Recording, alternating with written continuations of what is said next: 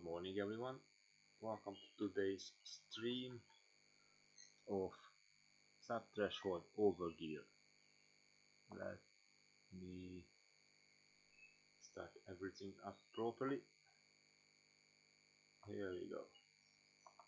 And the beta script works. Okay, so sub-threshold overgear after a warm-up. We are doing 8 times 3 minutes at SST. As easy as that. That's all for today, 1 hour 10. After that, I grab my clothes and I'm going out for a run. But first of all, let's continue with the 1997 edition of Tour de France, where we just saw yesterday Marco Pantani grabbing the AWS climb. I wouldn't say crushing Ullrich, but Ullrich was 1 minute behind, and Ullrich was very strong in 1997. So let's see how it pans out in the next couple of stages. Here we go. So the man who's the champion of Alpe d'Huez is Marco Pantani. Now, can he do it all Alpe again? We stay in the Alps as we move on now to Courchevel, a place we haven't been before. And the party set to continue in the Alps today with 3 major climbs. They start with the Col de Glandon, they go on to the Col de la Madeleine, and then they finish here at Courchevel. It's a climb never used before in the Tour de France, and I think it's as hard as the climb of Alpe d'Huez itself. What are the chances now of Marco Pantani winning again today? Well, here's Paul Sherwin now to assess the appeal and the climbing ability of the pocket dynamo from Italy. Most of Marco Pantani's appeal actually comes from his look. His shaved head, his large ears and an earring have earned him several nicknames over the last few years. Names like Elefantino and more recently the Pirate. But yesterday when he came to the Alpe d'Huez, he had a mission. Let's start the workout. As the climb started, he threw away his hat and he was ready for the show. And after a series of attacks, he ended up alone in the lead with just his supporters chasing him. His advantage comes from the fact that he weighs in at just 56 kilos, making him at least 10 kilos lighter than most other riders. Let me show you my his power-to-weight ratio approaches that which the stronger men have on the flat. When you combine this to his amazing courage and ability to accelerate again and again, his attacks become almost overwhelming. However, like most of these light riders, they only have the strength to do this on one climb. To win today, Pantani must conserve his energy over the first 2 climbs of the day, saving it for one final assault to Courchevel. Well, this is the situation. Virenque on the King of the Mountains has 299 points ahead of his teammate Brochard, and Ullrich quite a long way behind already. So I think it's pretty safe to say that barring accidents, Virenque will run out that record winner of the King of the Mountains 4 times straight. Now the Mountains, Paul, are with us again, and again Festina are in charge. For the first climb of the day, the Col de Glandon, and there are 6 riders from Festina in this group, so they've obviously gone out on a mission today. They want to try and worry the yellow jersey of Jan Ullrich. Well, here's the descent, and here's Jan Ullrich. Now, we've been a little bit worried about the way Jan Ullrich has been going down hills. Now, he had some food in his mouth there, but he is very questionable on the way down the mountains. Well, he's taken terrible lines around those corners there, and if he's not careful, he's going to miss the back wheel of Richard Virenque. And in fact, Virenque has opened up a gap on the descent, and he has 2 teammates with him. And now's the time that, in fact, Jan Ullrich has decided not to chase them down. He's going to wait for his teammates behind. And this is the train coming up. It's a small group here, and they've picked up Jan Ullrich. He's got some strength in that group, but he's allowed a gap of around a minute now to open. And that's causing Bjarne Riis to have to do some work in-house, as it were. Well, now there's a time when Bjarne Riis really has to be the teammate to his own man, Jan Ullrich. But here on the climb of the Col de la Madeleine, it's Richard Virenque who's blown away all of his teammates, and I think he's decided now that he wants to go it alone. On YouTube. Well, there's the Col. They've done 86 kilometers, but this is here a 20. We go. Okay. That's not displayed here. Nothing correct that.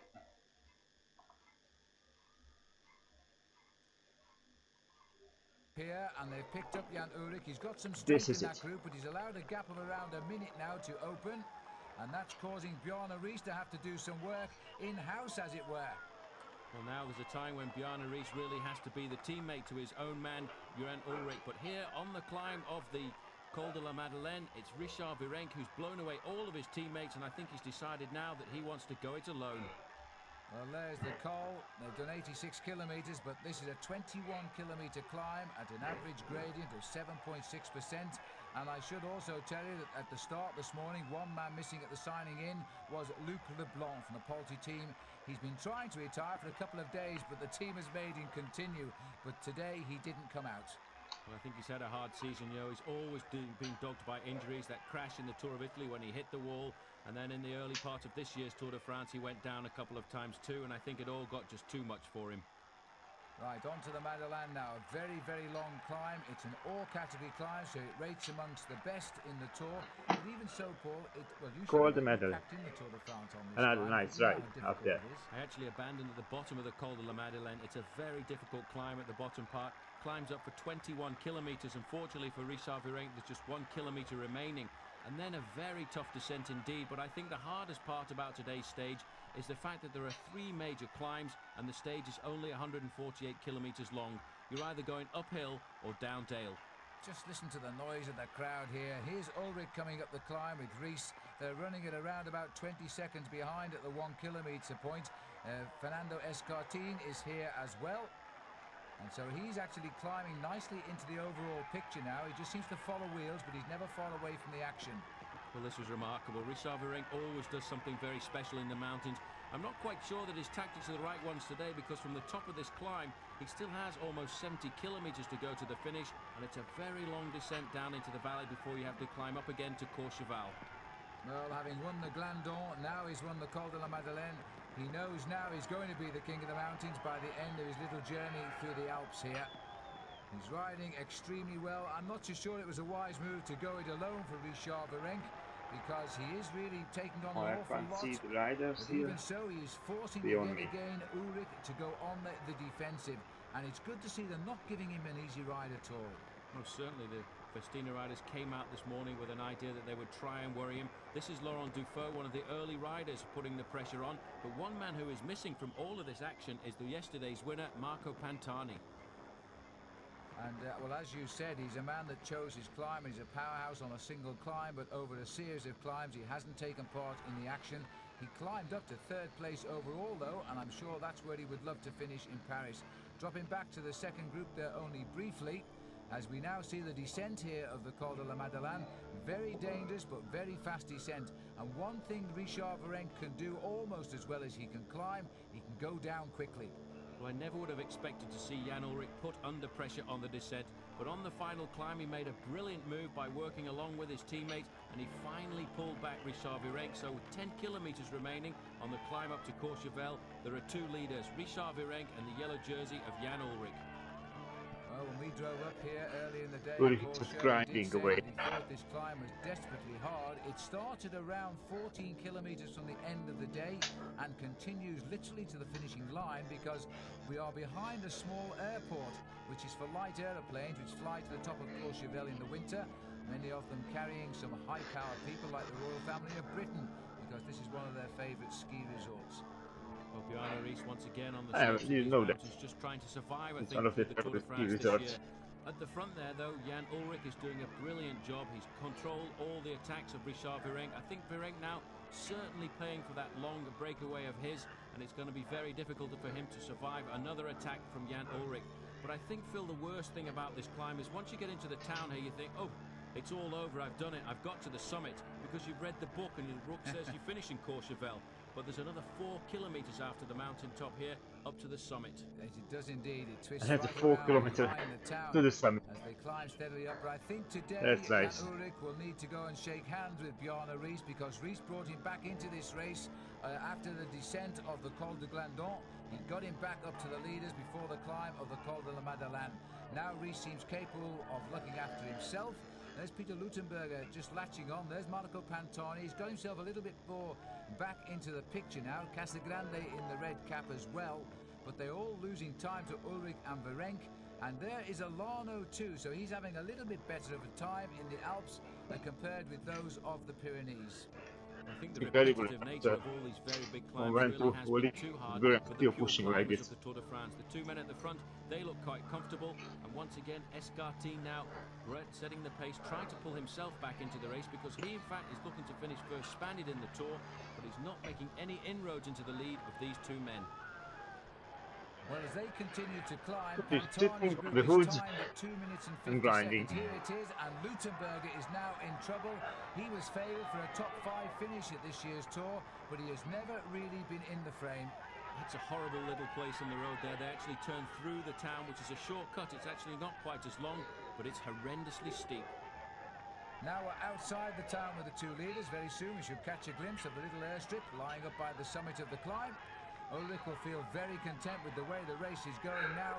He's got himself nicely ensconced behind Richard Virenque. Virenque doing a lot of the work, and happy to do so, I think, now, because he's consolidating his second place in the Tour. Well, it's remarkable how this Tour de France is turning round and round about, because yesterday it was the day for Marco Pantani and Virenque was dropped in the climbs. Now it's the other way round, but as always in the climbs, Jana Rees is suffering. The victory certainly must go down to these two men, unless Fernando Escartine can do something very special. 5 kilometers remaining for the group with Marco Pantani. Jana Rees also finding the pace a little bit too hot now, as Escartine has decided it's time to come out of the shadow of the wheels as a defending champion to defend its title from past year, 1996, but it was left in advance by Ullrich, by Virenque, and by Pantani too. He couldn't keep up. Escartine really has been a great rider. He won the Tour of Catalonia just before the Tour de France here, riding very well indeed. He's got the form to come to the Tour de France, and he's looking for what for him would be a podium position, a place in the top 3. He's trying to get into contention, but you know, it's so difficult over these last couple of kilometers. You see how the road just zigzags up the mountain, and there's the airstrip that you were talking about, and the finish is just on the other side. In fact, the top side of the airstrip. Right round the hilly side of it, I'm afraid. Let's don't stand next to them. Continues to set the pace. Oh dear me, well that's how you're not supposed to support the riders in the Tour de France. As we come up towards what will be the last kilometre pretty soon, there's the runway off to our right. They land the planes uphill, so they stop pretty suddenly because there isn't much of a runway up here. I wish it was 70, 80 still climbing with a lot of RPM, forcing himself to set the pace at crazy. The front, and always Ullrich looking comfortable, sitting down in the saddle, climbing with the power 80, that's coming from around the 80. part of his back and his thighs. He really is a powerful man. I think he's managed to convert all of this power to weight ratio into a climbing ability, but the fans, they're certainly going wild. They found the way up this mountain because this road was closed fairly early on today. There's no other way to get to this point, and I should imagine tonight it's going to be blocked up as all the people and the race tour tries to get down, ready for tomorrow. It's a long, steady climb now. Richard Virenque has been superb in this Tour. He must be ruining the day that Ullrich came to form like this, because otherwise I think the French would have been cheering a French winner of the Tour de France. Into the tunnel, we have to go over the top. There's the runway up to the top of the tunnel. While doing a workout. The two leaders back into our view. Well, quite remarkable to see these two riders fighting it out, and I wonder who's going to come out of the tunnel first. Maybe they'll use this as an opportunity to launch a sly attack, but no. The two of them are still together, and still as before, Richard Virenque is on the front, and he must be wondering how he's going to outsprint Jan Ullrich when it comes to the summit, because Ullrich has been content over these last few kilometers just to sit there in the slipstream of the Frenchman, letting the Frenchman in the polka dot jersey set all of the pace. He's got his margin of 6 minutes plus, I think so he knows as long as he stays alongside Richard Virenque has the last 100 meter, but whatsoever. you will see. 23 years of age, Jan Ullrich, almost the identical age of Jacques Anquetil, in whose city this Tour de France started, and Jacques was 23 when he won his first Tour de France as well. What a remarkable coincidence. After the ride that Virenque has done today, going away with all of his team on the first second Tour of Ullrich, something like that. And then attacking alone on the Col de la Madeleine. I think the French are certainly going to rise to who they will find as their new hero. Now, Richard Virenque just checking here, getting a little bit twitchy. He's made the pace all the way up, and I'm wondering whether, in fact, Jan Ullrich will pay him a sort of salute here and allow him to win this stage, or whether he'll try to take it off him in the sprint. Well, I think Ullrich is a winner. He wants to win the stage here. He'll be looking for any mistakes by Richard Virenque, and I'm sure he will try and come around. Now we'll lift out of the saddle as well. Richard has never won a stage of the Tour de France in the Alps, and this is his moment if he can hang on, but he's made all of the running. There'd be no reason for Jan Ullrich to come and do any of the pacemaking. He's the man who has got to be placed under attack. He doesn't need to attack anymore. And now the sprint has started. Little rise towards the line here. The legs of Virenque, the first to appear. He still stares Jan Ullrich in the eye. No contest. Ullrich, I think, has played the honest soldier there. He's allowed Virenque his win in the Alps. The first time he's ever done that. Lose time on him, so there's no point of racing. Place, less than a minute behind. As we look further down the line now, we've got Dufault and Bjarne Riis here. But they again have conceded a first slice of time. Dufault coming away for fourth. He'll be very happy with that because he knows Virenque is up there. He won't know yet he's won, but he will in a few seconds. And Riis fifth, a minute and 24 back. And so the rest of the riders coming in as they head up towards the line. You know, this has been a strange race today. Marco Pantani is going to finish in 6th place, and he will be over 3 minutes back. And so he might retain third overall. He's tired, I guess. In fact, now concede that to Bjarne Riis. Number 1, now it either means number 1 for France, number 1 in the Alps, or number 1 this tour for Richard Virenque. But there's the result. Ullrich second, Escartini, 3 minutes Riis, behind. and Marco Pantani gets the 6th place. Now the overall situation is that Riis does come up into 3rd place and Pantani drops to 4th as we stay in the Alps now and continue to Morzine. 200 kilometers on heels. So far they haven't been able to crack the German phenomenon Jan Ullrich. After 2 days tracing the stunning mountain roads of the Alps, which have rarely looked better, Ullrich has taken everything thrown at him. Yesterday, was there a slight chink in his shining armour? Perhaps. He couldn't descend with the best. Well, today the but it doesn't matter if they catch them on the part slope. It's a technical drop to the finish. And they have the minutes in front of the others, so must stay alert now. Yeah. Overall, the battle is still intense between Bjarne Riis and Marco Pantani in the race for 3rd. 11 on Riis, 11 on Pantani. And Fernando Escartin are also engaged in a battle for 5th.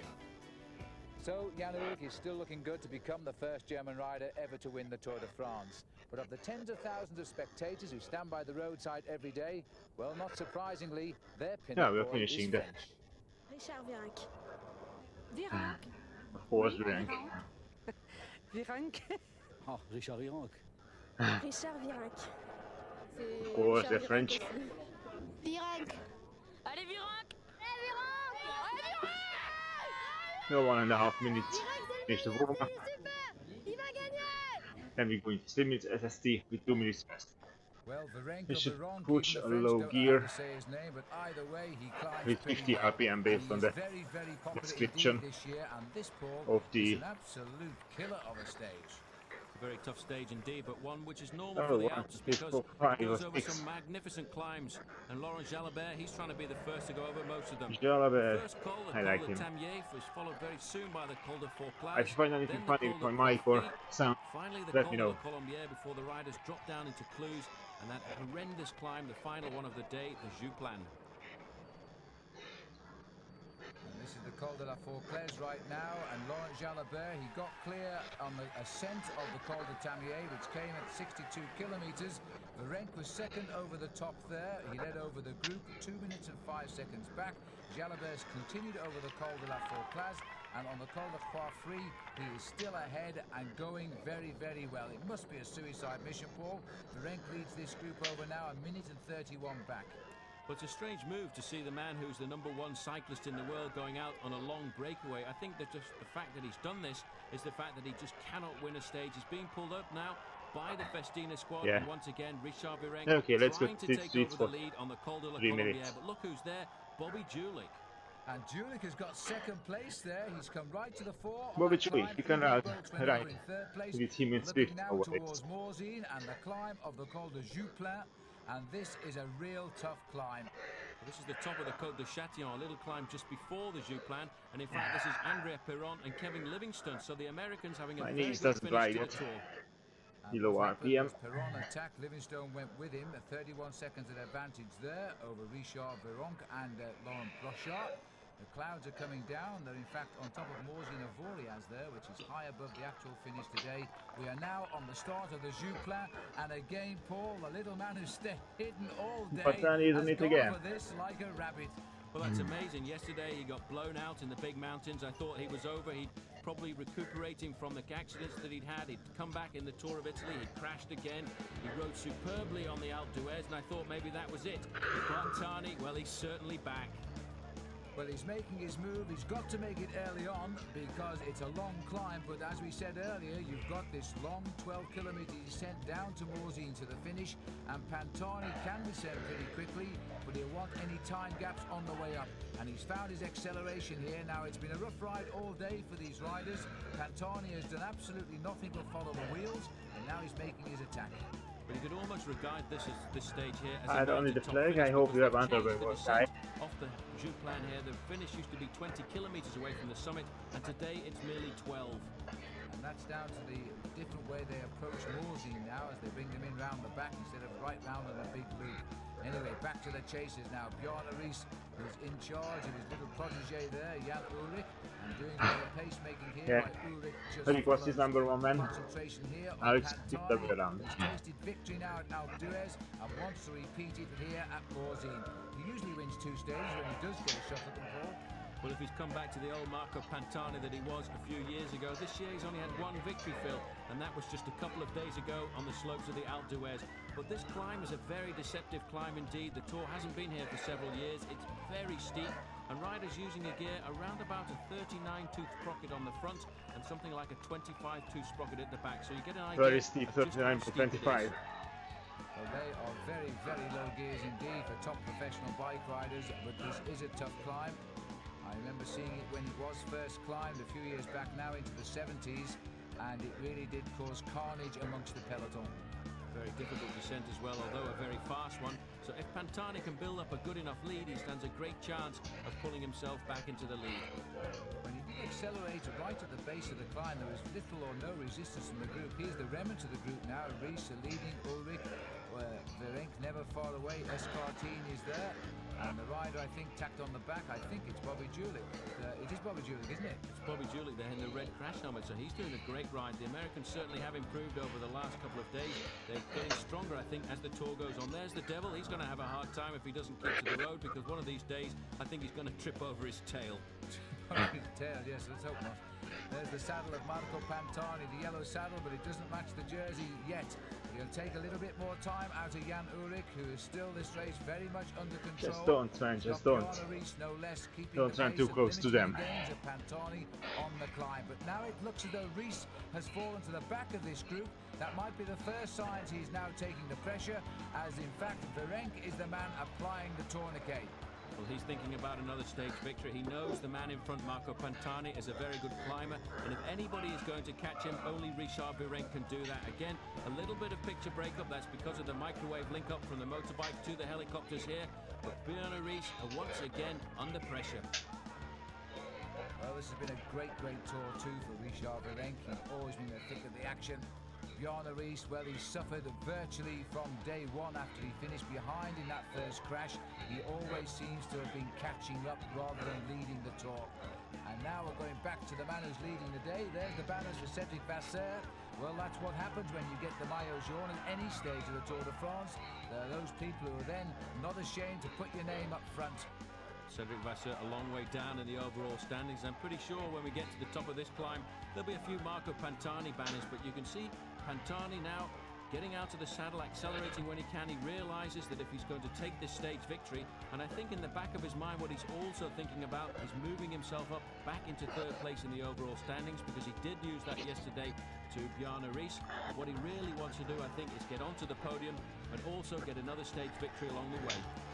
Well, just 1 kilometre of the 11.5 kilometres to the summit for the chasers. 11.5 kilometres on that climb. The strange thing about this climb is, Paul, is where the banner isn't really the top of the climb. Well, that's a bit of a shame. You do get to the top there, you see the King of the Mountains banner, you drop down for about 500 or 600 metres, and all of a sudden there's a nasty little kick just on the other side as one of the Vikings running alongside Bjarne Riis, hopefully trying to give him a little bit of that Nordic spirit. 3rd group on the road, as this is the 3rd camera bike. This is the 2nd camera bike, following 2nd and 3rd on the Tour de France today. And again, all of the work being left to Richard Virenque by Jan Ullrich. It's a great feeling to think that it's not your job to set the pace when you are leading the Tour de France. You've only got to defend your position. So they're going over around about 35, 39 seconds in arrears. But it's amazing to look at the face of Jan Ullrich. No emotion at all. He just sits there. He's got a job in hand, and he just controls Richard Virenque. Now it looks as though they're going to be just around about a minute down there as they come up towards the line. Slightly less as Virenque gets more points. Second over the King of the Mountains. He's done enough today, in fact, to be confirmed as the winner of that competition. So as far as that competition is concerned, he's only got a ride to Paris now. He's escortine. He goes over in 4th place. Reese is right with him as they now zip up for the chilly drop down towards the finish.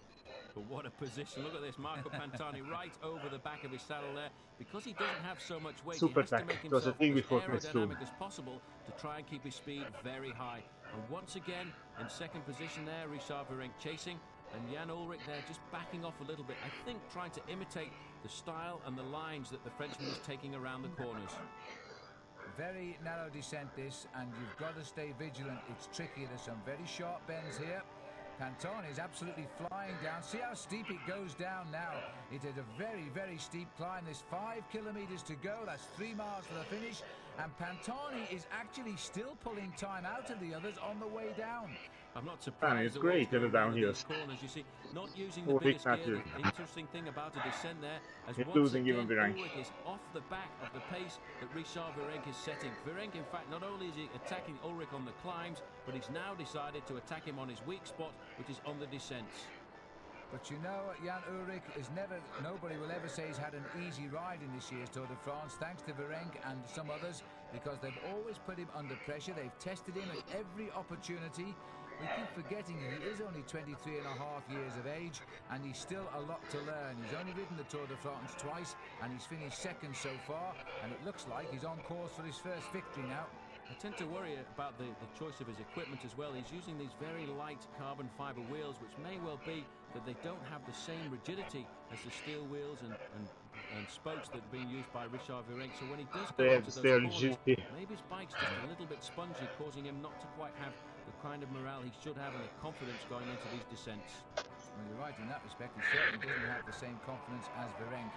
I think that was the 2 kilometers to go banner. We just shot up there. All the cheers for Marco Pantani, who continues to fly off the Gigabyte and head down into Morzine. Another town here in the Alps, absolutely packed with people. They've been queuing to get into the town out of the saddle, sprinting up the corners. I never cease to be amazed how the police clear these roads like this with just about an hour or so to go to the arrival of the Tour. I'm not sure if it's by perfect planning or whether it's just Gallic luck when it comes down to getting all the cars off at the last possible moment. But here still the chasers Richard Virenque and Jan Ullrich. And Ullrich really does seem to be pushing himself just a little bit to try and stay on the wheel of Richard Virenque. But Virenque, I think, is going to fight this man all the way to Paris. Well, here is Morzine now as we're in the 1 kilometer to go. A huge crowd waiting to welcome Marco Pantani, who's going to get his 2nd big stage win of this Tour. And you know, he might reclaim back that 3rd place overall, which was taken off him the other day by Bjarne Riis. I'm sure that's in the back of his mind, but at the moment all he's thinking about is concentrating on getting to the finish. Down in an aerodynamic position, as aerodynamic as a climber can get, I suppose. As he comes into the town, that's the town square, normally devoid of people. Now the final little kick up to the finish line. Pantani's going to make it number 2. And this is a new finish for the Tour here in Morzine, and they've done well to find one that's so good in this town, which is full of narrow back streets and is usually very, very busy. But now they welcome again an Italian conqueror of the Alps. And the Alps too, by the way, yes, they run through Italy too. As he comes up now, Marco Pantani is going to take his 2nd stage win. He's going to gain a few more seconds, and it may be minutes over Jan Ullrich. We've got no time check at the moment, as Pantani prepares for the victory salute yet again. The little man won 2 stages last time he rode the Tour de France, and it looks like he's going to match it now with 2 stage wins of both coming here in the Alps, rather. His last victories were in the Pyrenees. A win for Marco Pantani, 5 hours and 57 minutes today. Another long day in the annals of the riders of the Tour de France. Here's the race for second place, Paul, and Virenque is still dangling in front of Ullrich.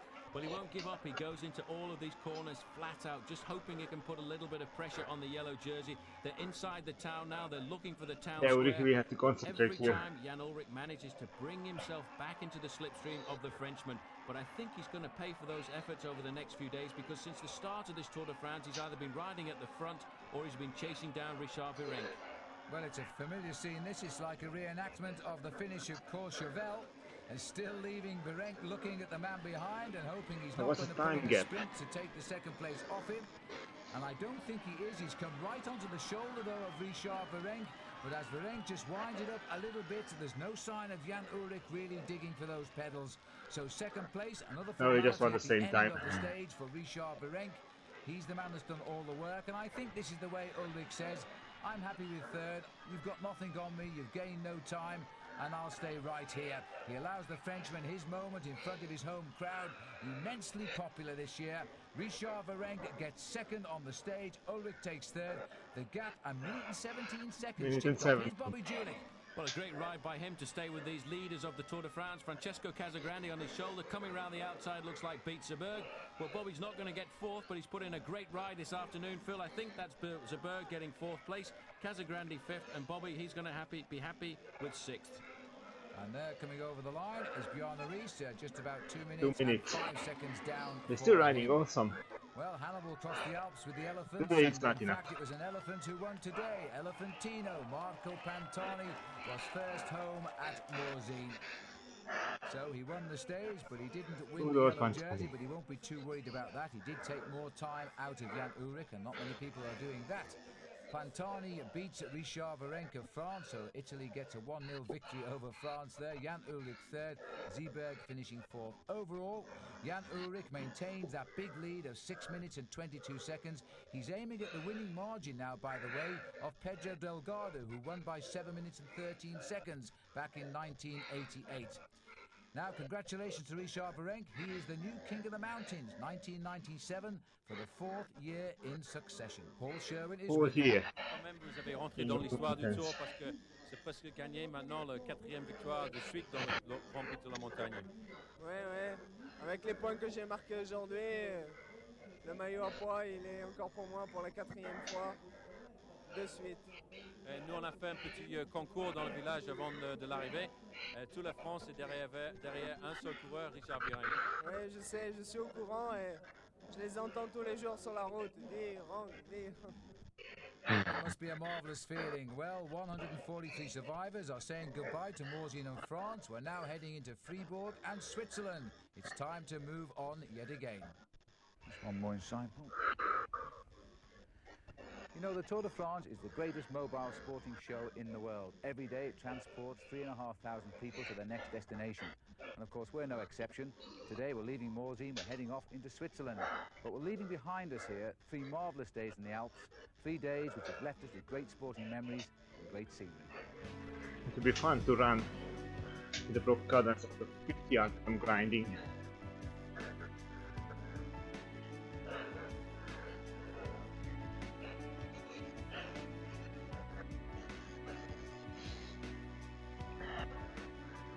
Some nice pictures there. Oh, look at that. Is it Pantani? Can I get a hoodie? Put Pantani on it. I really like him. I was like, it's a shame that he's not with us anymore. And you have to admit what a beautiful country France is, and what a great bicycle race the Tour de France is. Here we are now, we're on stage 16, it's 181 kilometres this stage, oh, yeah, that's right. And again we've got riders going out on the attack looking for a victory. Well, that was Pierre Bon and Frank Vandenbrook trying to go clear and be the first riders to get into Switzerland, because this is the Pas de Morgin. Looking very comfortable though in his polka dot jersey, Richard Virenque. He knows he's got the King of the Mountains competition sewn up, but I think in the back of his mind he must be thinking about this final climb of the Tour de France, the Col de la Croix, because 1 or 2 riders I think don't expect it to be quite as hard as it's going to be. And this is Eric Zabel. He's come through the mountains very well indeed and can now really dream of winning his second green jersey, the maillot vert, when we get down to the Champs-Élysées, which isn't too far away now as we start the final week of the Tour de France. It is an absolutely idyllic day today. This link road taking us away from Morzine and France into Switzerland, I think, is one of the prettiest roads the race ever uses. This is the Col de la Croix, and already the rider's starting to put the pressure on, and the pressure coming from Marco Pantani. And I think what he's trying to do, really, Phil, is get rid of Bjarne Riis, because he can feel if he can get a big enough gap over Bjarne Riis going into the final time trial, then the podium and third place in Paris is certainly going to be for him. Well, Bjarne Riis is confident he can handle Pantani in the penultimate time trial the day before the race finishes, and of course he is a better time trial rider, and so Pantani is using today his last chance. This is the climb of the Col de Croix. A lot of riders have been talking about this climb and saying it is difficult. It comes at 92 kilometers, and Pantani is disturbing everybody again. Well, in the early part of the stage, Pantani is was put in difficulty. He was in the second part of the main field and had to fight his way back just after the Pas de Morgin. And here, you know, Phil, I actually can't see him in this group at the moment, and it's looking very difficult. As we look back, I can see a pink jersey, but that is Udo Bolt. And making a head count there, I think Bjarne Riis is missing. I think he's in big trouble here. Pantani knows it. He's had a look over his shoulder to see what's going on. He's got the two boys who usually stay together, Virenque and Ullrich. They're riding quite solidly. And tacked on the back is Udo Bolts. Escartine is here as well. Huge crowd on this climb. It is a long, difficult climb this. It's a hard way to say goodbye to the Alps, because although we're in Switzerland, we're still in the same mountain chain, and this is only a first category climb. But just look at the people here. Well, it's interesting to see one man in the lead group here. In fact, it's Frank Vandenbrook. He was in that early breakaway over Pas de Morgin, and he survived the day. And if he can just get over the top of this climb, well, he's in with a great chance of stage victory. But Bjarne Riis, wearing number 1, well, I don't think he's going to remember this Tour de France with a lot of good emotions. And a little bit of an illegal push off the hand as well, but the judges might turn a blind eye to that if they were present.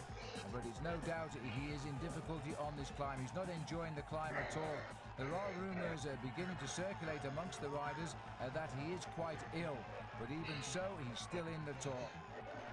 Well, this is the leading group of 7 riders who formed on the slopes of this climb. Leading them over, in fact, is the Spanish rider Gonzalez. Just behind there, I think it was Stefan Erler and Tacx. They were the 3 boys over them. Tacx is the champion of Austria. He's the watchdog today for the Telecom team. And there's a fine piece of artistry out on the highway. Remember, we're on the Swiss side now, and they still love the Tour de France.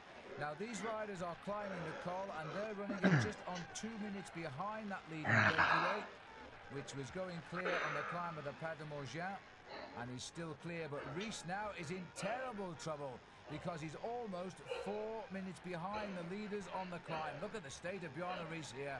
Well, I think his concentration has gone. He felt, in fact, that the Tour de France was over once he got to Morzine, and I don't think he thought about this climb of the Col de la Croix being anything but just a simple formality. Now, further down the rank, Virenque and Pantani are going over towards the summit anyway, just on 2 minutes behind the breakaway. Of course, they're not too concerned by the riders in that breakaway. They won't affect the overall situation at all. There's the clock counting down. That was Gonzalez who went over first. 1:46 is the official gap. But they have put, in fact, the yellow jersey into a little bit of difficulty over the final kilometre here. He's got Udo Bolt to help him, but he's going to have to do something special on the downhill, and we know over the last few days that's certainly not been the area where he's been very good. Well, he's looking for about 15 to 20 seconds as they make their way down. Pantani and Virenque are superb descenders in the style of the old great Greg LeMond when he won his Tour de France. He was a good descender as well. Well, it takes a lot of nerve and a lot of courage and also a lot of concentration to go down these descents as quickly as that. But you can see a little bit of panic there for the yellow jersey, trying to move forward in the line. He realises he has to do something to try and pull the Tour de France back together, because at the moment, Phil, apart from Tacx, who is in the front, and Udo Bolt, who's alongside him, there are no Telecom riders anywhere near to help him out. So the chasers are regrouping, and as we say goodbye to the Alps, let's join Gary to remind us what we've left behind. You know, while the riders were pounding out the kilometres towards Alpe d'Huez the other day, we were engaged in an endurance test of our own, a day in the thick of the crowd waiting for them on the mountain. Ladies and gentlemen, welcome to Alpstock.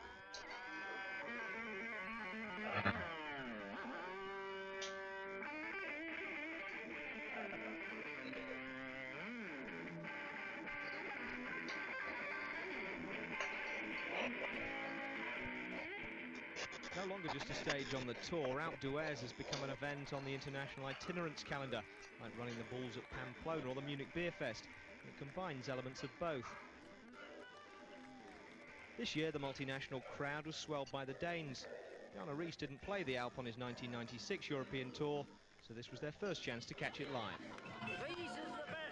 The atmosphere is incredible. Music, dancing, fantastic. Crazy, totally crazy. I haven't seen anything. We was in Andorra. It was not a bit like this. This is totally insanity. They seem to have been taken over by Danes. Totally insane. And mad Italians as well. I think if you're a burglar, you should get yourself across to Denmark just now, because all the houses are empty because they're all down here. Thousands of them.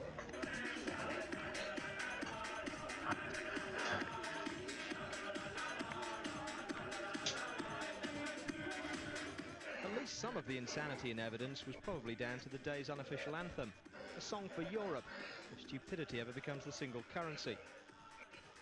For the crowd, it was an endlessly versatile number, equally suitable for encouraging passing cyclists, greeting the publicity caravan, or marking the departure of one of their mates in an ambulance. Oops. Somebody had too much alcohol.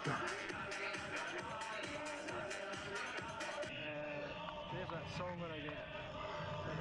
Everybody just seems to enjoy themselves. Just get on with it. Good fun.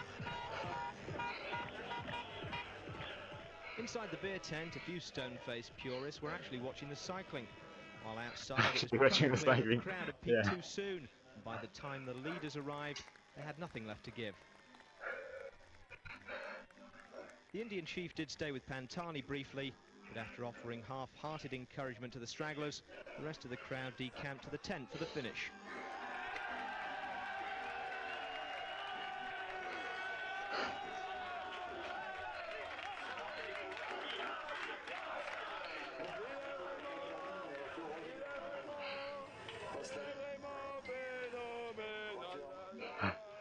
Race over, there was one last airing for the song that's probably #1 in Denmark, Luxembourg and San Marino as we speak. Then began the mass exodus, with promises to meet in Munich or Pamplona, or maybe next year on the Alpe. Well, that's certainly the place to be if you want to feel the full atmosphere of a visit of the Tour de France. Well, the race has regrouped at the front now, but Bjarne Riis is not with them. He is wallowing some 4 minutes behind, Paul.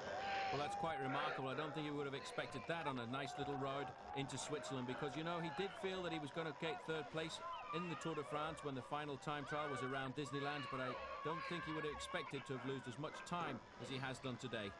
He didn't count on a rather active Marco Pantani, who made the most of that last big climb, the Col de la Croix. So often when the big climbs are at the beginning of the stage, they don't mean too much. But this particular day, it was the last serious climb for Pantani to go to work on. Now he's in the front group of some 23 riders, and he's distanced Riis, and there he is. He doesn't look very happy at all. He's not got any mates in this group with him to try and pull it all back together. And I really do think that he lost concentration. He felt confident. We're going up to Paris would be an easy job, but he's going to lose an awful lot of time before the finish here in Freiburg. Well, there is the front group, and all the men that matter are here. All the regular it's leaders like Snake. of the Tour de France, at least They're pushing way it up into this group. And Pantani, the troublemaker, is still using his team to keep the pressure on. He now wants big time over Bjarne Riis. Abraham Alano's team has come to mix it at the front as well, because he's thinking that he too can close a little bit of a gap on the podium, and he may well be able to do something special and dethrone the little climber Marco Pantani in that final time trial. So for the first time, we're really seeing a very strong and dedicated Banesto team. So two teams driving with just Mercatone and Banesto 5 kilometers dragging to the go. pace. Banesto and Mercatone Uno. There's Jimenez, the champion of Spain. Mercatone And these are the riders now of Banesto, really driving this race on, working for Alano instead of in years gone by, Miguel Indurain. This is the final little climb just coming into Freiburg. Roberto Conti on the front here, and I would think if any man felt confident, now would be a great place to launch an attack, because this climb then drops straight down into the finish, and at 3 kilometers to go, and it's an ideal launch pad. There's a little bit of a nasty right-hand turn when we go into the railway station, with about a kilometre to the finish in Freiburg. It's another town which hasn't seen the Tour de France. It's got a lovely wide finishing sprint once you have got round that right-hand bend. And so a rider who's prepared to take a little risk could steal the show here. And having said that, now it looks as though we've got one rider having a dig. Is this Kepi Gonzalez? Well, it's either Kepi Gonzalez or Fernando Escartin. They both look very similar, but it's definitely the Kelme rider who's coming into the tunnel with about a kilometre left to go. Sadly, he has his arse handed to himself, but they are battling it out with Pantani, who is still riding an incredible tour. It's just that two of them from Ullrich and Pantani is a match. Yeah, but doping. Very strange finish it should be They were all on dope. No news there, right? He should have a good chance, but he's been in the they still have to breakaway put the work on it, into it, but I think, you know, Phil Richard and the hours, his chances are up and today. closures and everything. He's using all of his Festina team. There are plenty of them in this group. They really They have would been give a me great team in this year's race. the same doping program conductors. I wouldn't ride it. I think Casagrande saw it as well, the rider in the red. And now, as they start sprinting for the line here, they're now trying to make the best of it. Udo Bolt is also digging deep on the left of our picture. Pantani off to the left as well. This is going to be a very tight sprinting deal, but this is Christophe Menja who's coming up, and he's going to take it. So he gets the big win for the new French team, La Française des Jeux, and they are going to be delighted with him for that. In fact, Stefan Erlo also punching the sky as well. This is how Menjan has done it. Richard Virenque was locked right in there, so he proves himself as a sprinter as well, because as he crosses the line, he snatches third place. I think the big loser there was Frank Vandenbrook. That's the second place he's had in this year's Tour de France. The other one coming when Eric Zabel got the better of him in Plumelec. Going back now some 6 minutes here to the next group, and that is 6 minutes, the sort of time 6 minutes to the next group. is losing. He's taken the back of this group, and so I think, Paul, he's going to say goodbye to his third place now in the Tour de France, and Pantani will feel very, very happy with the way his day has gone. Certainly Bjarne Riis not happy at all with his performance out on the course, because, you know, he felt that he was going to come back to this Tour de France and win it, and then he felt confident that third place was within his grasp, but at the end of the day he they lost are really a lot. crazy. Big surprise, and I think a happy And the day for descent, Marc Madiot of the Française des Jeux, because his man Christophe they're Mongeau pulling gave them 70, their 80, first victory. close to 90 km per hour and some steeper descent. Still in there with third place. I'm looking crazy down that list. Alano also up there. All the big names made it except Bjarne Riis. And the next stage now, stage 17, taking us out of Fribourg to Colmar, which is back in France. And today is going to be a really special day for Jan Ullrich, because just across the borders in Germany, he lives about 20 miles from the finishing line of the stage. A ride of 218 kilometers this, and once again the race under pressure as the breakaways are continuing. Well, the break started from the very word go this morning. Everybody knew there was a great chance of success. They went out and launched attack after attack until finally this one managed to form at the front. And there you can see a man always good to go in the breakaways, the Aussie Neil Stevens. So Stevo at the front, and Tocznik is in here as well. Thank you for dropping by. Earlier, as this have a nice day. Speeds now towards a stage finish in France. Everybody from Germany will be looking for one man in yellow, Jan Ullrich, and the reason being because his village is not too far away from the French borders. Although Ullrich himself is originally an East German rider, one of the old regime. He's now, of course, a German rider. So the old regime here of the front of the GAN riders, because they're trying to get a stage win out of this, while we see before the German swimming club started. But in fact, over the borders and into Germany, just to get a sample of life in a certain village where a certain future winner of the Tour de France comes from. Let's join Gary and Mike. We're across the German border from the race in Jan Ullrich's village, Merdingen. It's only a small place, but last year the locals turned out and gave him a big welcome after he placed second in the Tour. This year, of course, they should have even more to celebrate. And having already done the homecoming parade in '96, this time Jan's home decided to go to him. 3 coach loads, about half the entire Here we go, it's covered the last outside the team local Cycle Club HQ this morning, along with 4 coach loads of press and TV to cover their departure.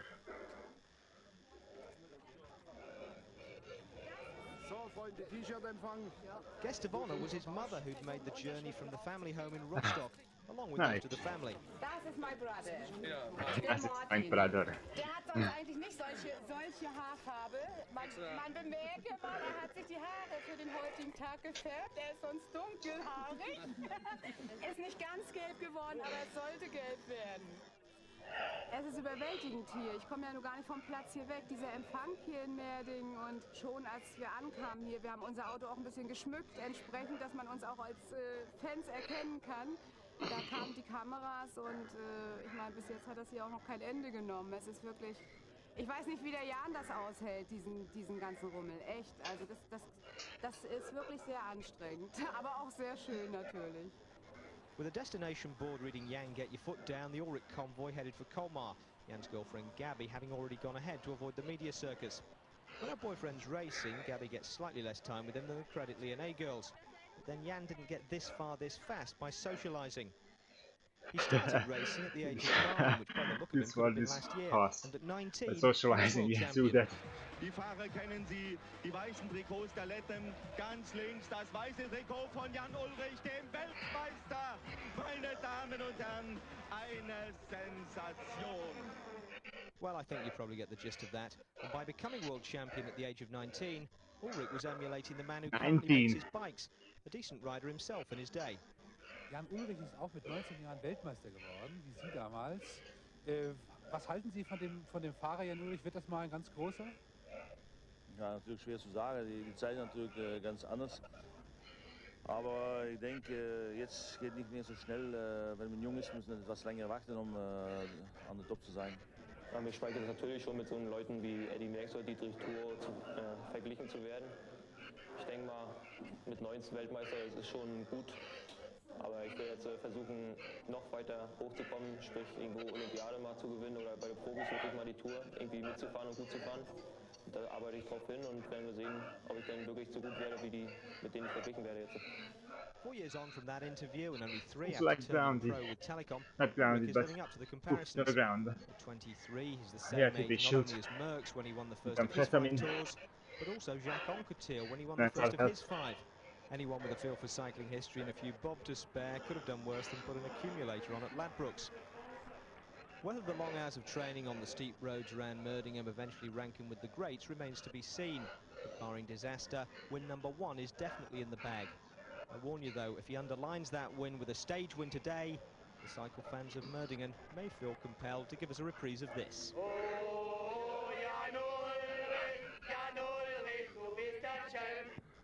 Ja, das weiß doch jeder, der dich kennt. Well, I guess it should be a win for Ullrich today, but here he is trapped in the main field at the moment, Paul, and that breakaway which contains Neil Stevens and Laurent Roux, they've got quite a way ahead now. And thanks to Bobby Juliet, because I think the pressure he's put on the breakaway, well, that's going to stop us from hearing that song at the finish. Well, as a relief to everything, I suppose, there's the gap, 2 minutes 50 seconds now. This breakaway really getting itself together at around the 70 kilometres point. Neil Stevens was first over the top of the Col de Pt.2 at 61 kilometres. Garmendia was just behind him. Uchikov, and there he is. He got across, and gradually it swelled until we finished up with 13 men out front. I think the main field today have laid down their arms because they're not too worried about what's happening at the front of the race. All they're worried about now really is getting to Paris without too many hitches. Well, that long straight road there doesn't help either. They couldn't catch a sight of the men. They're well clear. Somewhere around about 4.5 minutes at the moment at 10 kilometres to go. So very shortly they can start working out how they're going to attack one another, because really it is such a big group. The Telecom are trying to chase it down, but they're not giving it the wholehearted chase here. They're just doing the job as being on the leading team. 3 minutes and 10 seconds is the gap, so I think with that 10-kilometre flag having gone by, they're not going to see these 13 riders in the lead, and it's going to be a very tactical finish, I'm sure, with riders from the Rabobank team there looking for a stage victory. And Bjarne Riis looking a little bit more composed today in the slipstream of his new leader, Jan Ullrich, and he'll be looking for all of his supporters at the finish line. But I don't think it's going to be another stage victory for Erik Zabel. He might have to wait for just a couple of days. Well, there are more chances for him as we're getting away from the mountains now. We go into the Vosges for the next couple of days. After that, it's flat road. But again, the attacks are being launched thick and fast. This is Peter Farazijn of the Lotto squad. He thought he could get clear, and there's been no reaction at all, so he may well have just timed it right. They're all over the road, but in fact, 2 riders starting to come across to the Belgian, so it may well all come back together once more. Well, this is what was bound to happen. The pressure would go on. They wouldn't take a big bunch of 13 men all the way to the line. Farazijn is one of the strong single-day riders. in the Lotto squad. Lotto hasn't had a great tour at all because, remember, they lost Javandin Abdu-Japarov very early on when he gave that positive drugs test. And he's gone from the tour. Surprise, and they've surprise. got nothing to really shout about at all. The race is regrouped here. Tochnik is also mixing it in there. And another attack down the outside. Looks like a Festina rider having a go. That's Neil Stevens there going along, the blonde-haired Australian on the Festina squad. Switched over this year, having spent a number of years on the Onse squad, and it looks very much to me, Phil, as if he's actually got the gap. Well, good for him. Neil Stevens is an opportunist. He's ridden at many breakaways. Remember last year when he overshot a roundabout coming into the finish at Villeneuve-sur-Lot? He was in a breakaway then, Paul. I think it was 6 riders. He blamed the mechanic, but really he went in too fast. He certainly did. He was trying to chase down Podenzana, who is riding in this Tour de France, riding for the Mercatone Uno squad. But I'm sure going round these corners, Steve-O's thinking all of the time about that accident in that roundabout, because there is a little bit of dampness on the road surface here. Well, Podenzana actually is in this breakaway as well. And so there's a little bit of irony for you. Steve-O has gone. He's got 2 kilometers to go. It's a long way, but because that group is so big, they might hesitate just enough for Neil to get away. He's never won a stage of the Tour de France. He is really one of the nice guys of the sport. The big riders love him. He's such a workhorse. On Onse, he was the #1 super domestique. He's come across now to Richard Virenque and Laurent Dufaux on the Festina. Again, he's done more than his lion's share of the work in this Tour de France. As Kamazin, the champion of Switzerland, tries to go after him, he may have left it too late. And Neil Stevens, well, I tell you what, if he won today, Richard Virenque and the boys would give him a great night out. Well, that's quite remarkable, you know, for him to go out there, because Festina have had a marvellous Tour de France. I don't think they were expecting any more stage victories, but Steve-O now being chased by his former teammate here from Onse, Aitor Garmendia. But time's ticking by, and I think Steve-O's going to get it. 1 year away from Garmendia knows he's not going to get across now. This is going to be a very emotional moment for Neil Stevens of Australia. He never gives up trying. He was once beaten into Montpellier in a 2-man sprint by Rolf Sorensen. This time, though, the sprint is right behind him, and he has all the time in the world. And that's for the baby, which his wife has just given birth to as well. Neil Stevens is the champion today. He gets the stage win here in Colmar. And there'll be quite a long wait, I think, before the field That was a nice in. long sprint. And there for he him. is, Neil Stevens crossing the line, all smiles. This is probably going to go down as one of the finest moments in the sport for Neil. He's been a pro a long time, around 14 or 15 years he's been a professional bike rider. I always knew that I was capable of getting up there and winning a stage. And today when I was getting towards the finish, I just couldn't believe my luck. You know, I was feeling really good, but I wasn't really nervous at all. Once I got on my own, about 3 kilometres to go, I didn't take any risks on the wet corners with the zebra crossings, and I had enough strength to get to the finish. With about a kilometre to go, you looked over your shoulder. Did you know you got it then? Yeah, once I got to about 400 or 500 metres out, I looked at the bunch that was behind me and looked at the finish. I thought, well, I'm closer to the finish than the bunch is to me, and so on recovery and 15 minutes cool down. I did the right things. I did my shirt up. I made a little sign to say thanks to my wife and thanks to my baby for putting up with me, basically. And it's a great day. It's a great day. That was the excellent man. God, they minutes plus behind Neil Stevens today, although it won't make any difference at all to the overall classification. And so as they come in, they're fighting out 14th place. Eric Zabel, the man who's finishing it off, he's 3rd place here as he's led out by Christian Hen. And this will just be a few more points in the bag for that green jersey competition. He's about to get a challenge coming up on his shoulder there. I think it's Traversoni who's taking him on, but it won't matter. Zabel gets it, and almost 4 minutes the gap. So the result of the stage, and it makes happy reading for the Australians. Neil Stevens, only the 2nd Australian ever to win a stage of the Tour de France, ahead of Kamazin, Ekimov and Laurent Roux. This is surely a very proud moment for him. He's on top of the pile. I haven't seen this in a long time. Overall, though, Jan Ullrich keeps all of his lead, 6:22 ahead of Virenque, and he can go and visit the family now just over the border. 7th place for Bjarne Riis, but 18 minutes back, this man, and nobody would ever have thought that. 175 kilometres from Colmar to Montbéliard, but Neil Stevens is about to get a new teammate on Festina. And the talk here in the village this morning in Colmar is about the huge fee that Alex Ullrich has commanded for leaving the Onse team at the end of this season and joining the Festina squad of Richard Virenque. They say over the next 3 years he will earn the best part of £3.5 million. Well, this is the time of the year in the Tour de France when the riders try to impress and the managers might look to strengthen their squads. So we gave Paul Sherwin an unlimited budget and told him to go out and name his team for 1998. Well, the Village Depart is a very good neutral meeting point for riders and managers from opposing teams. It's here that very often the deals are done for managers trying to put together their teams for the following season. Now, a great team is made up of a leader, a climber, a sprinter, I want to run 1 hour after this. Now, if I were to go out and put together my ideal dream team, it'd look something like this. The top man has to be Jan Ullrich. At 23, he's certainly here to stay. The cost, a cool £1.5 million.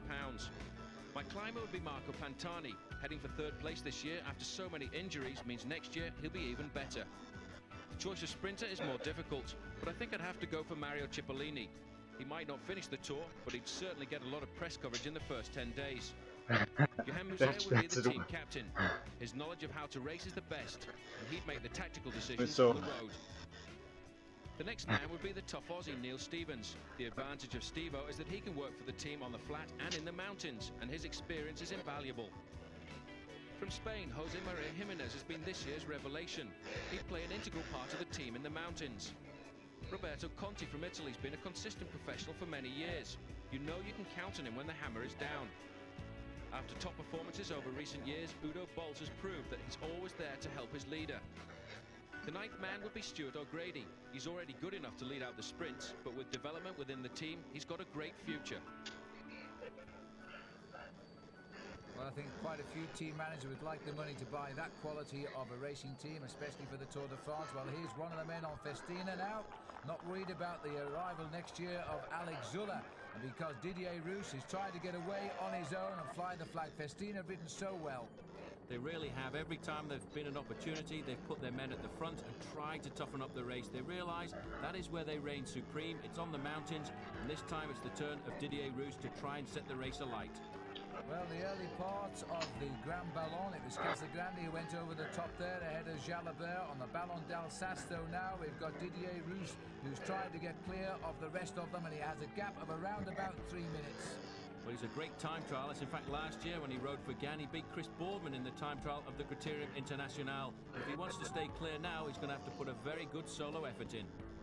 Well, it looks like one of Paul Sherwin's dream team riders tapping out the rhythm on the front at the moment, Udo Bolts. In fact, the second man in my dream team there, Roberto Conti, always at the front doing a little bit of work, but they're not doing anything to eat into the lead of this man, Didier Roos, as he looks for the summit of the Ballon d'Alsace.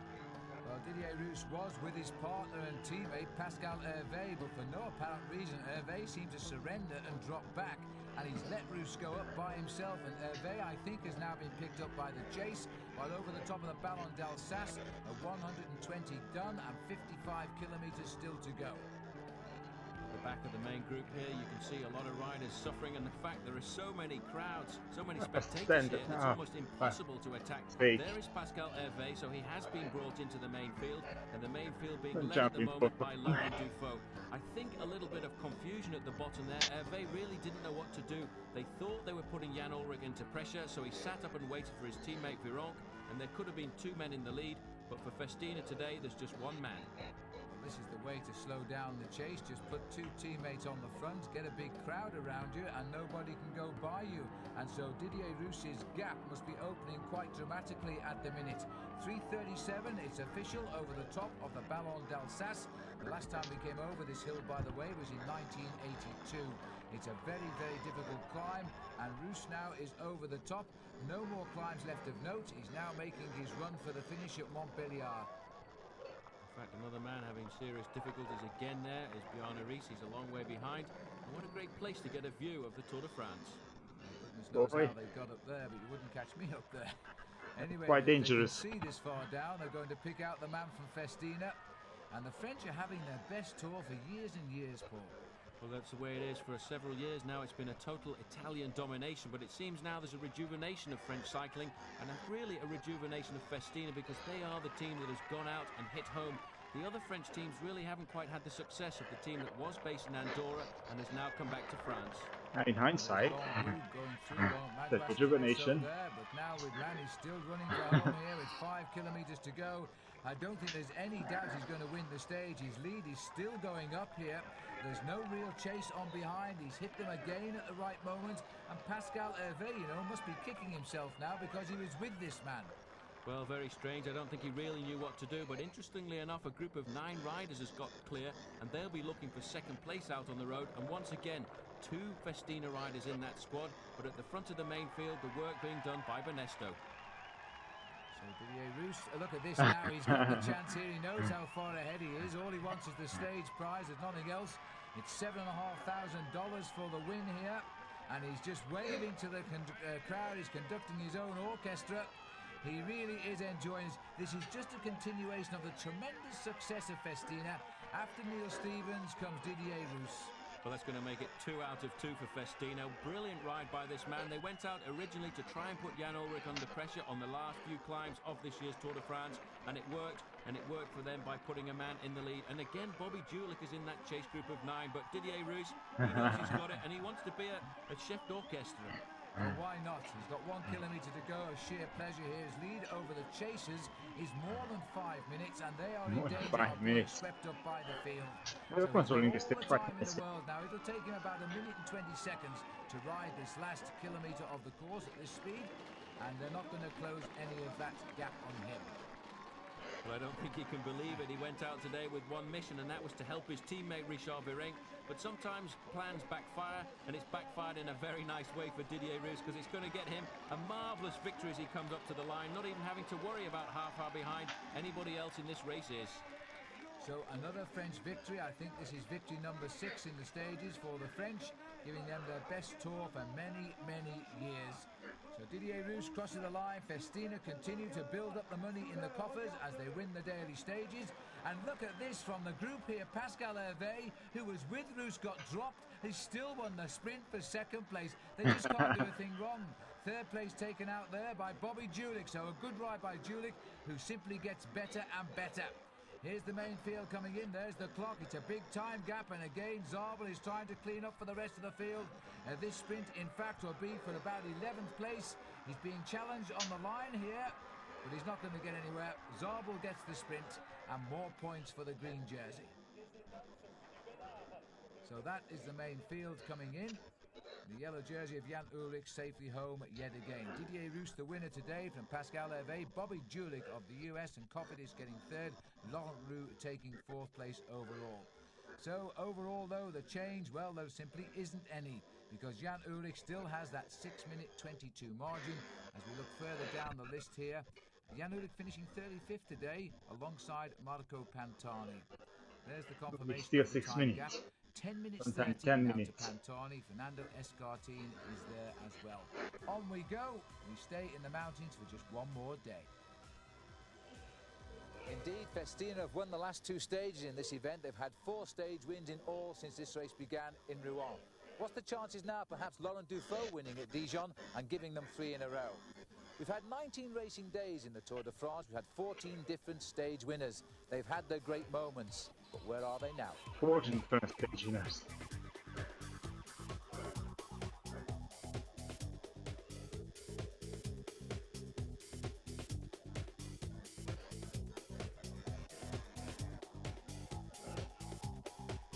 Three stages for Saba.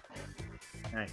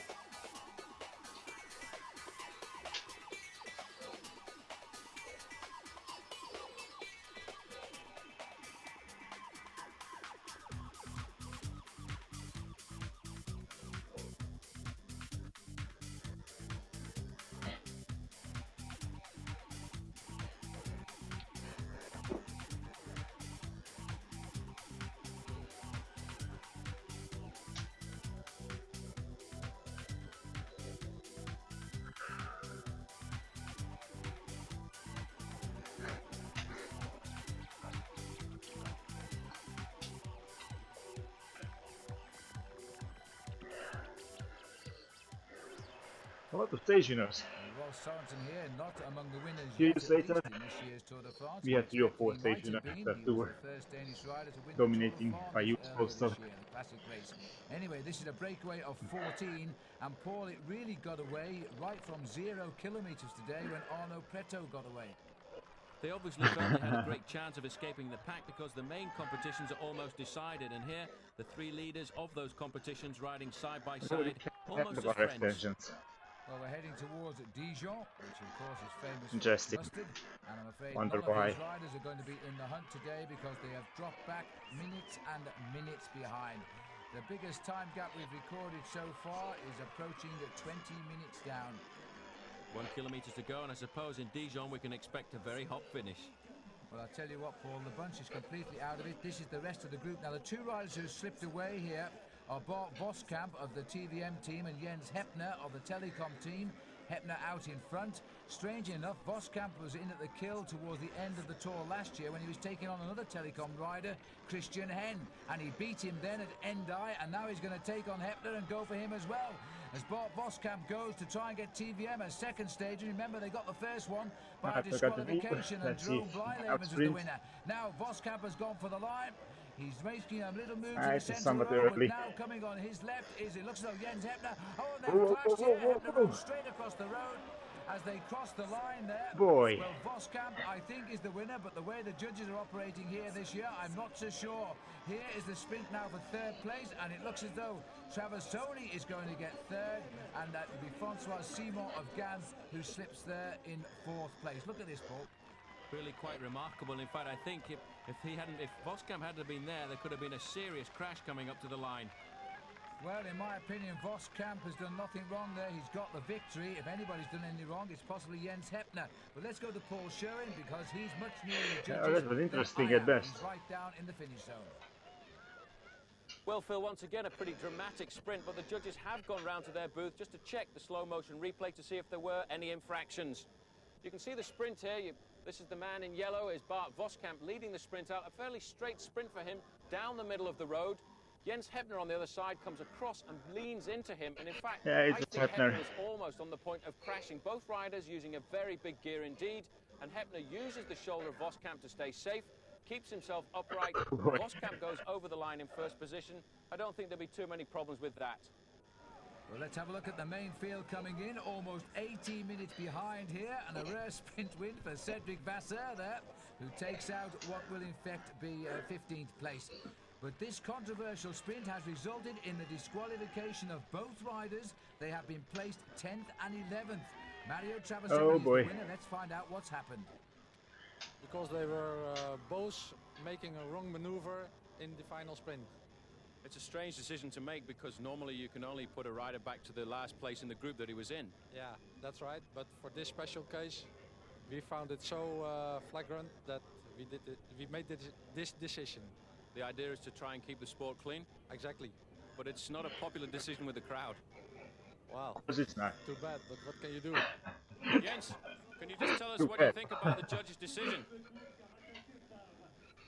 Shit is crazy here. It's all crazy. What exactly happened in the sprint? What happened is what you see. Nothing happened. I sprinted on a line and he sprinted on a line. I cannot ride in the saddle a sprint. It's like this and this. And the moment I go to the left, he comes to the right.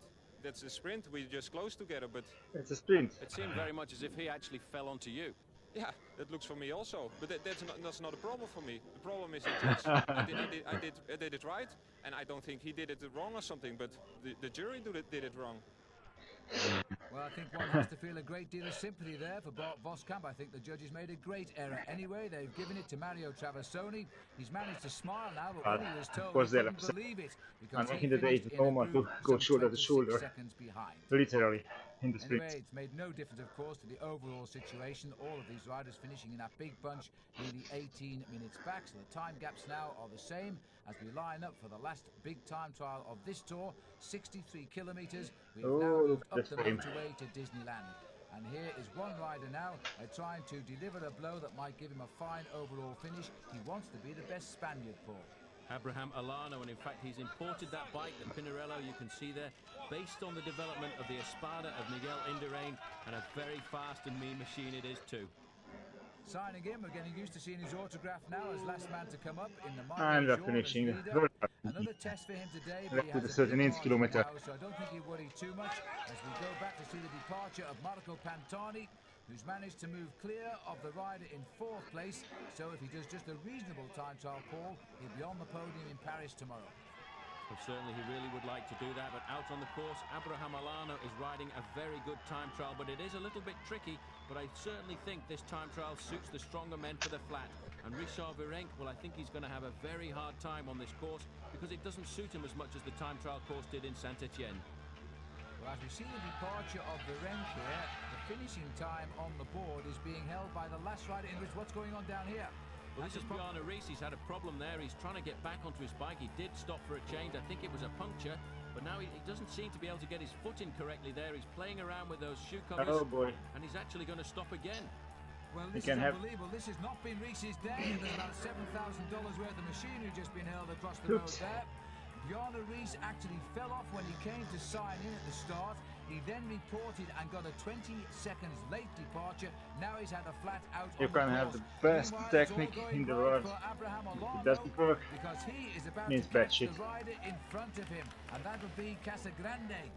Well, he started 3 minutes ahead, but Bjarne Riis not looking happy at all with his time trial. He really has had all kinds of difficulties this afternoon. His bike was not right. It's a very expensive one, but still the chain managed to come off. But Abraham Alano has caught and passed Casagrande. The chain came off. Casagrande, I must admit, Phil, has done a great tour. But here's Bobby Julich coming up, and he too has put a very good time in second best time behind his own teammate, 1:18.21. Oh, people are going to see Bobby Julich now as a real contender in the Tour de France next year. He's had a great last 10 days, and there's more action out on the course. Well, Alano, in fact, has gone and caught Bjarne Riis. This is something nobody would have expected at the start of today's time trial. This man started more than 6 minutes in front of him, and he's caught and passed the winner of last year's Tour de France. Abraham Alano is certainly storming to a great ride. Well, in fact, Bjarne Riis, his tour has gone completely wrong today. He's going to be many, many minutes behind Jan Ullrich now. But what I tried to tell you earlier was that Philippe Gaumont, the long-term rouge of the Tour de France, is still the best time back at the finish house. He was first man to go. He's done an incredible time of 1 hour, 17 minutes and 9 seconds. This man is not at home on the flat time trial stages, but he does have to put in a very good ride to keep his third spot away from Alano, who really is scorching around this time trial course. Well, Alano, at the rate he's pulling back time on Pantani, he won't be far behind him for that third place. Here he is, and he's riding extremely quickly. And there is Richard Virenque now, and he'll be feeling pretty pleased, Paul, because he hasn't been caught yet by the yellow jersey. Well, in fact, said this morning, there's one thing I want from this time trial, that's and that's not to get caught. But coming up to the line now, Abraham Alano, and he's going to go in with the best time. Well, one would say about time too, because Philippe Gaumont was the first man to start. He's been watching on television. In fact, he's been doing a bit of commentary alongside to my right.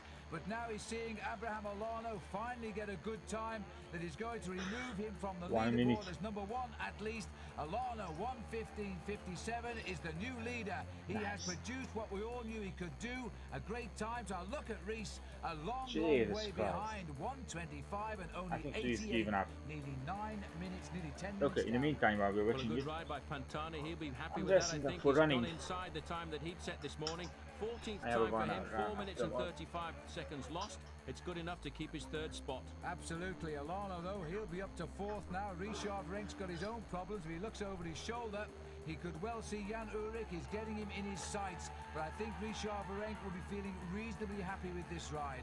Certainly his personal goal this morning was not to be caught by the yellow jersey. As he said, I've seen too much of that man and I don't want to see him one more time in the time trial today. Well, Jan Ullrich is not riding a winning time trial at the moment, but he's certainly riding a winning Tour de France. Here comes Richard Virenque to the cheers of the crowd here at Disneyland. He looks over his shoulder. He knows he's not far ahead of the yellow jersey, but he's far enough. He's going to deny him that great moment of catching him. Virenque speeds towards the line. He's way outside the time of Abraham Alano, who will win this tour. Because of Virenque doing 1:19, it means that Ullrich will do somewhere in the 1:16 region. Virenque gets the 8th best time. It'll drop him down to 9th now as the Maillot Jaune comes up to the line, and there it's confirmed. It'll be a 1:16. Abraham Alano will win this stage of the Tour de France, his first ever stage win. Ullrich will take second place. From Alano. That is good enough. And so congratulations all round for Jan Ullrich here. You remember he won the final time trial last year. He took nearly half the overall lead away from his teammate Bjarne Riis. But today, Jan Ullrich has kept all of his overall lead. The margins now are big.